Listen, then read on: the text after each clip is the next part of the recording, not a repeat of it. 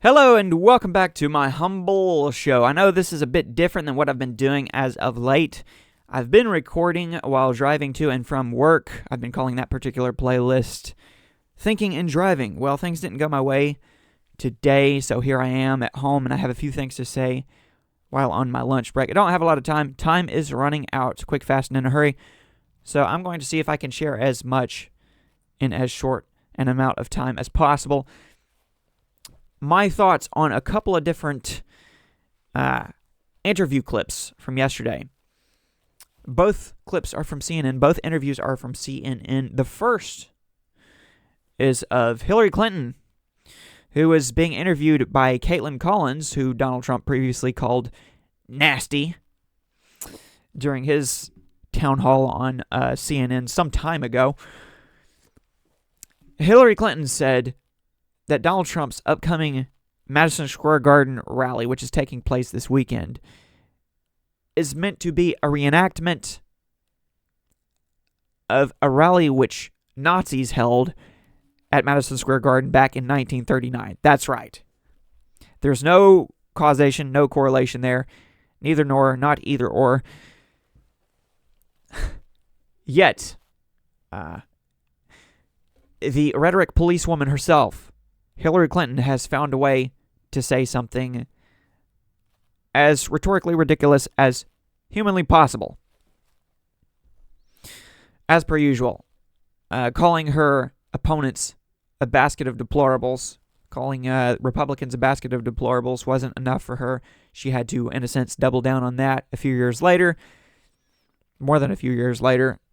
Now essentially saying that Republicans are Nazis and Trump is Hitler, going right along with this latest series of reporting, courtesy of John Kelly and The Atlantic, so on and so forth, though most of it is anonymously sourced, of course.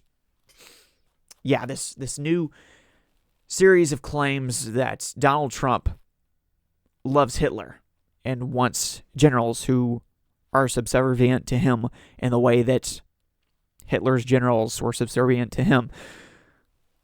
Bunch of nonsense, if you ask me. But what else is new? Right before an election, of course. One October surprise after another. Nothing is surprising at this point. But yes, Hillary Clinton was on CNN claiming that Donald Trump is hosting a Nazi rally at Madison Square Garden.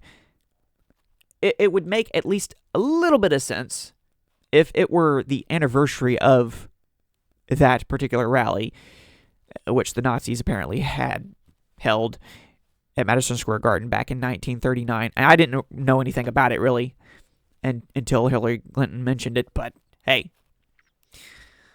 not even the same month, and yet she's tying it all together, connecting dots which aren't meant to be connected. It's not as if anyone who holds an event at Madison Square Garden is reenacting a Nazi event. So obviously, just because it's Trump, we got to act like we did not see that coming. See what I did there? So yeah, her rhetoric lives on. She maintains until this day that he was an illegitimate president. But she doesn't say that quite as much anymore, maybe because it kind of cuts against the narrative, the Democrats' narrative that Donald Trump is the sole denier of elections. Really nothing new under the sun in regards to election denial. I will admit that he has handled it a bit differently than everyone else before him. But people believe what they want to believe, and they don't exactly like admitting defeat, whether they're Republicans or Democrats.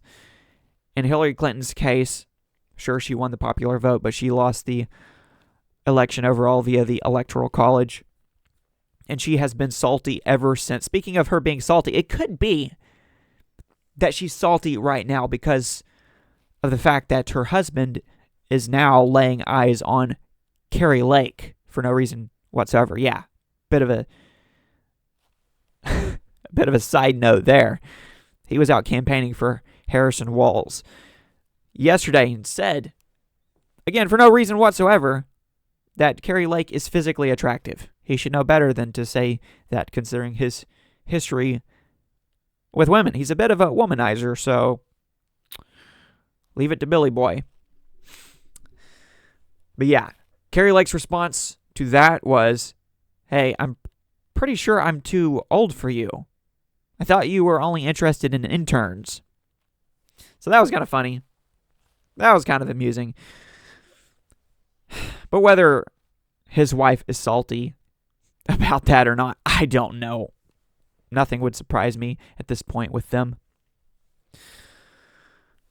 But I know that she's salty about Donald Trump, because when is she not?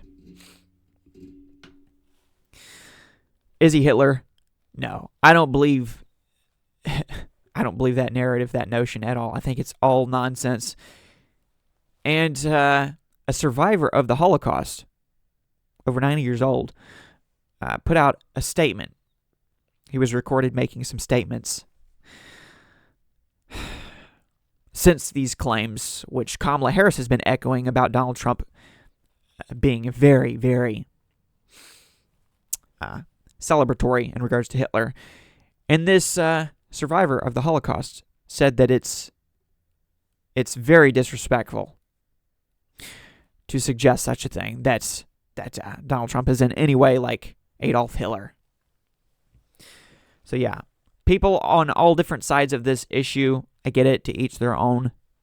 But I just think if you have a problem with rhetoric, you should really refrain from calling a president, whom we call a president because he was literally a president who did not establish a dictatorship, and is literally out of office currently because he did not establish a dictatorship. Say what you may about January 6th. You know, you don't have a lot of credibility when you're like, he's a dictator. Okay. Are you in jail? No. Remember all those lock her up chants? And sure, Donald Trump even played into that a little bit too much for my liking. But Hillary Clinton never went to jail. Could have found some reasons, right? Donald Trump could have found some reasons if he really wanted to. But no, he wanted to heal the nation. He shouldn't have said in the first place that if he were in charge of the laws, she would be locked up. A lot of people on the right, thought that was one of the snappiest comebacks of all time during their debate back in 2016. But I don't really care for it. Plus, he didn't actually lock her up in the end. Good. And now it's a defense of him to say that, oh, he didn't really mean it. But I'm just saying, if he were Hitler, he would have done just that. After all, Hillary Clinton did destroy some storage devices, right? Bleach bit hammers, the whole 9 yards. Subpoenaed devices were no more. And then her response to all of that was, I don't know technology. She just knows hot sauce. If you know, you know. Yeah. Not to mention the fact that she was actually fined by the FEC, Federal Election Commission, for funding an ironically Russian-sourced document, the Steele dossier, which was then used to accuse Donald Trump of Russian collusion. That big nothing burger. Yeah. So if you want to talk about not just deniers, but liars in general, well, she's a chief among them. She's a liar, to say the least.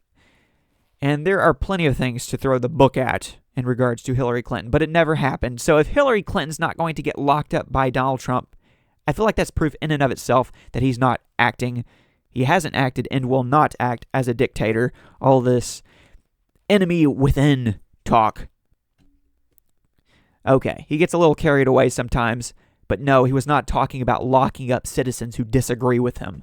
That's not what he was talking about at all. I have a few more thoughts on one other interview clip, but a few more thoughts on the Clintons.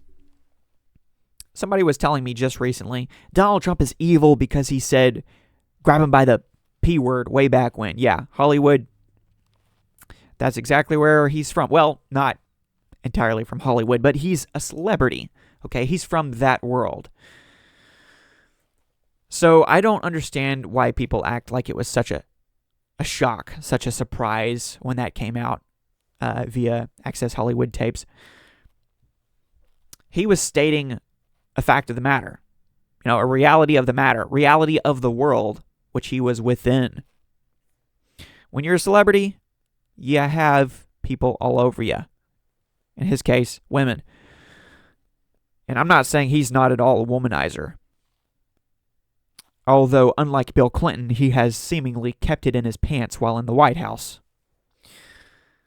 But yeah, this person said Donald Trump is evil because of that. And I said two things. First of all, well, what I've already half explained. Donald Trump is from a world of celebrities who are all about that life, all about that lifestyle. And by the way, all of those celebrities are now voting Democrat. Well, they kind of always were, but now more than ever, they're all voting Democrat. They all hate Donald Trump, not because of the lifestyle he was living. They were all friends of him way back when. They all, despite finding him to be a bit controversial, found it within themselves to be friends with him and to show up at the same parties, that sort of thing. Yada, yada, yada, bing, bing, boom. They didn't have any issue sharing the same room. Now he's just evil. Orange man bad. All that in a bag of chips. Because he ran for president as a Republican. And that was the end of that. Yeah. All of these celebrities, for the most part, are now voting Democrat. And let's not pretend that Hollywood has changed. Let's not pretend that there's no P-word grabbing going on. From Diddy Dirty Money on down. All of these endorsers of Democrats, they have their share of dirt on them. So, my secondary point here is that Bill Clinton was literally doing the dirty deed in the White House. And the same Democrats who now think that Trump is an immoral piece of filth had no issue with what Bill Clinton was doing for the most part. I mean, Republicans tried to impeach him for having an affair in the White House, affairs in the White House, and trying to cover it all up. Hillary Clinton told some lies on his behalf, too, because once again, she's a liar. But yeah, Joe Biden was in the Senate. Nancy Pelosi was in the House. They voted to acquit him. They didn't want him to be impeached. They thought it was all fine and dandy what he was doing in the White House, in the Oval Office. So when people say to me, remember that one time when that one recording was released of Donald Trump talking about grabbing him by the P word? Okay, Bill Clinton was doing that in the White House, in the Oval Office, and Democrats had no issue with it. And now you're 100% in favor of Democrats winning, which is fine. I'm not saying Republicans are saints. They're definitely not. Trump is the chief of all sinners. As am I. We all are. But I'm just saying, the hypocrisy abounds. It is abundant. And it is clear to see if you're not too blinded by your own biases. But yeah, the person who was bringing up those tapes, those recordings, I explained everything to them that I just explained to you in fewer words. Because it's harder to get a word in sometimes when you're in an actual conversation as opposed to now when I'm just thinking out loud. But I said all of that and then some. And hold on a second. Had to pause for a moment. The response to me was, well, Bill Clinton's not really a part of the Democrat Party anymore, is he? And I was like, he spoke at the DNC just recently, Democrat National Convention. And lo and behold, a couple of days after I had this conversation, he was out on the campaign trail with Harris and Walz, so on and so forth. So yeah, they're not exactly rid of him. They don't exactly have no use for him. He's more effective a messenger. He's more popular, interestingly enough, even until this day, in terms of his messaging, I suppose, than, say, Hillary Clinton, for one, because she's less likable than Bill Clinton. And he's more palatable than Kamala Harris, for sure, whose messaging is vapidly devoid of any meaning whatsoever. She's an empty vessel, which the Democrats are trying their best to fill with their own establishment messaging, but somewhat failing to do so at this point because she's just such a poor politician. I don't mean poor financially, though she claims to have been raised in the middle class. That's how she wants to relate to everyone. I grew up in a middle class family. But having said all of that, I'll move on to the other interview, the other clip of Charlamagne the God, as he calls himself, getting in a heated debate, a heated back and forth with Anderson Cooper, who hosted the town hall with Kamala Harris the other day. Anderson Cooper, for his part, said that he received many, many complaints from Democrats who were unhappy that he had the audacity to ask Kamala Harris any tough questions whatsoever. Apparently, they would prefer that he just kiss her butt repeatedly. And that's what it takes to make her look good at this point. Since she can't exactly make herself look good, she has to have the red carpet rolled out for her. She has to have the political silver spoon placed directly in her mouth. And she has to have the party helping her chew food for her to be able to even attempt to digest anything. It's just not working out for her. There's not a there. There's not much there. But, again, for Anderson Cooper's part, he challenged her somewhat. He pushed back just enough to really drive home the fact that she can't answer any questions. She just can't. Very dodgy, very weavy. Speaking of weaving, that's what Donald Trump does. He weaves, she just dodges. Well, she weaves and never makes her way back around, although she has tried to spin it and claim that Donald Trump weaving is just him getting lost in the sauce. No, he's laying out things the way he wants to lay them out. And you can like it or not. But he does have a message. He does have a personality. Kamala Harris, not so much. So yeah, first and foremost, Anderson Cooper was frustrated. He was clearly frustrated that people have been hitting him up and hitting him over the head for having the nerve to challenge her on anything whatsoever to the point where she made herself look bad. Yeah. And Charlamagne, on his end, was sympathetic to that. He said, no, you did your job. That's fine and dandy.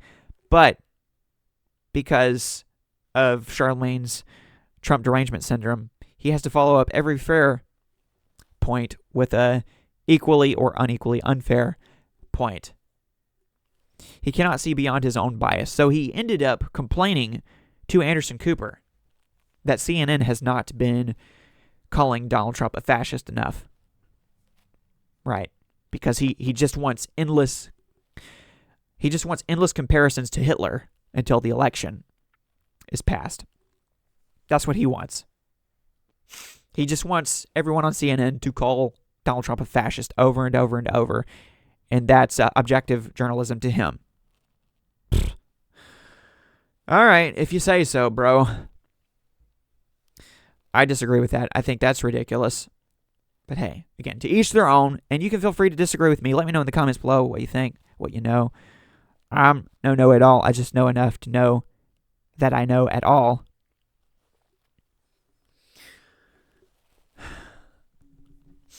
So yeah, I do appreciate Anderson Cooper's attempt to be fair. And he did take a shot at MSNBC in his response to Charlamagne. Anderson said, it's BS to say, as Charlamagne did, that CNN spends more time debating whether or not Kamala Harris is actually black than they do calling Donald Trump a fascist. First of all, I don't think that it's very productive to call Donald Trump a fascist. I don't think that he's a fascist. I think that if he was, he'd still be in office. He'd still be ruling the world with an iron fist like the dictators he supposedly adores. Now, when he calls them fierce, when he calls world leaders fierce, when he calls them strong, he's not saying that he wants to be like them in all the bad ways. What he's saying is the obvious, that it takes a fierce and strong, in a sense, leader, controller, dictator, to maintain control of an entire country. So yeah, I don't get caught up in the rhetoric too much. I try to stay even-handed in response to anything and everything from either side of the aisle. When Trump says something rhetorical, I'm like, that's rhetoric. Not going to sweat it. When Democrats say something rhetorical, I say, that's rhetoric. I'm not going to sweat it. I'm not going to turn around each time Democrats call Donald Trump a threat to democracy and be like, see, they're a threat to democracy. That seems a bit counterproductive, even a bit hypocritical. Republicans, that's what they do so many times.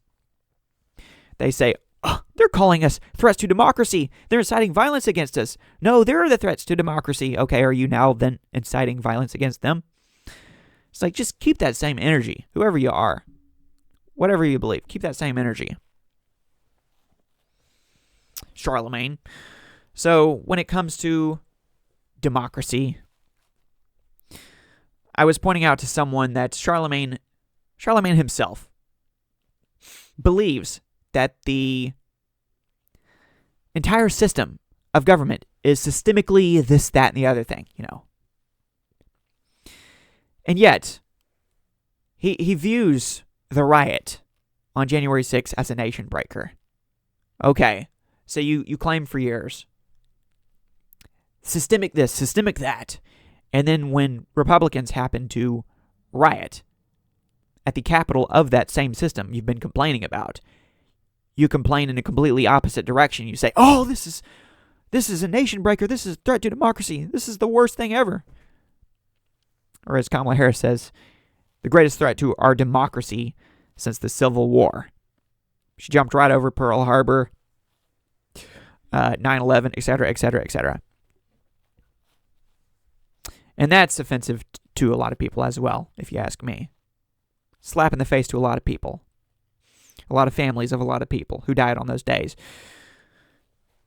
But yeah, Kamala Harris is also saying now on the campaign trail that police officers, plural, police officers were killed at the Capitol on January 6th. That didn't actually happen. And she knows that didn't actually happen, but she's willing to lie about anything, as is Tim Walz, as are most of these politicians. And most of these liberal-leaning networks, they won't say anything about that. If Donald Trump so much as breathes wrong, they're like, fact check, false.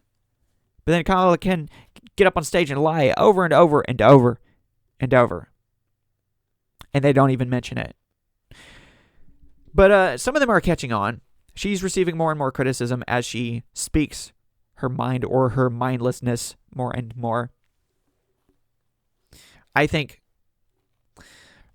many in the mainstream media are becoming more and more fearful, and they may end up regretting having jumped on the bandwagon for her so emphatically after Joe Biden's poor debate performance. It's going to be really interesting if Kamala Harris loses this election to Donald Trump. What is Joe Biden going to say about that? What's the establishment going to say in general about that? What's Kamala Harris's future going to look like in politics? Things to think about. Things to speculate about. I can't say for certain what's going to happen. Things are looking somewhat positive for Donald Trump right now. Not so much for Kamala Harris. And now that she has come out of hiding and tried to flip the script and claim that Donald Trump is the one who's hiding, even though he's being interviewed by Joe Rogan today, for example. Which Kamala Harris is not, since she declined that opportunity because of scheduling. Right, yeah. That's one you don't want to miss. Unless you're afraid. Well, she is, and many Democrats are, and they should be, to a certain extent, because she is weak. She's a weak candidate. Donald Trump is strong, sometimes in the wrong ways, but he's strong. Not saying he has no weaknesses. He most certainly does. But he's definitely not a fascist. He's strong, but not a fascist. He's often strong, sometimes wrong, but he's not a fascist. He's not a dictator. This dictator on day one rhetoric needs to stop. You heard it here first. Well, not first, but you heard it here. So that's what I think. Those are my thoughts, just a few of them. I'll share more at some point in the near or far future. Hope you stick around and find out. Keep in touch, keep in tune. New content is coming soon. I've talked almost 30 minutes. Said a lot more than I actually intended to say. I feel like I was speaking as slow as ever. But hey, it's the best I could do in the time I've been given. I got to head back to work here in a minute. Actually, like a minute ago. So there's that. Not sure when I'll actually get this uploaded. Probably not until later. Don't have time now.